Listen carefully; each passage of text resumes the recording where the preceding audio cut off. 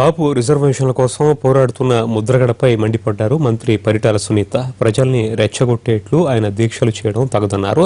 రాజకీయ లబ్ధి కోసమే ముఖ్యమంత్రి చంద్రబాబుపై ముద్రగడ అనవసర ఆరోపణలు చేస్తున్నారని విమర్శించారామె.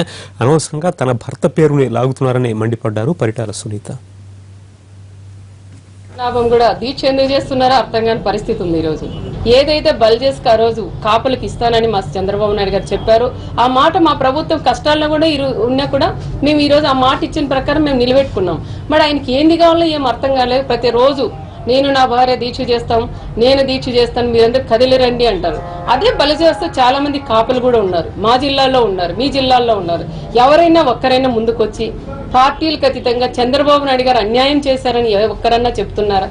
నీ పార్టీకి సంబంధించిన వాళ్ళు ఎవరైతే నీకు రెచ్చగొట్టి నిన్ను ఎవరైతే రోడ్డు మీద కీడ్చి దీక్షలు గుచ్చబెట్టారో వాళ్ళ మాటలు నమ్మి నువ్వు ఆ విధంగా కూర్చుంటున్నావు. మీరు ఇబ్బంది అంటే మీరు అట్లా కూర్చోకూడదు. సీనియర్ నాయకుడు కాబట్టి అన్నీ తెలిసిన వ్యక్తి కాబట్టి ఇలా కూర్చుంటే చంద్రబాబు సార్ ఇంకా అడగండి, ఇంకా నాకు ఏమన్నా కావాలి, వాళ్ళకి ఏమన్నా కావాలంటే ఆ విషయం సార్ దగ్గరికి వచ్చి కూర్చొని మీరు మాట్లాడుకొని పోవాలి. కానీ రోడ్లు ఎక్కి ఇట్లా రెచ్చగొట్టి జనాల్ని ఇబ్బంది పెట్టొద్దని ముద్రగడ్డ పద్మనాభం కూడా నేను కూడా కోరుకుంటున్నాను.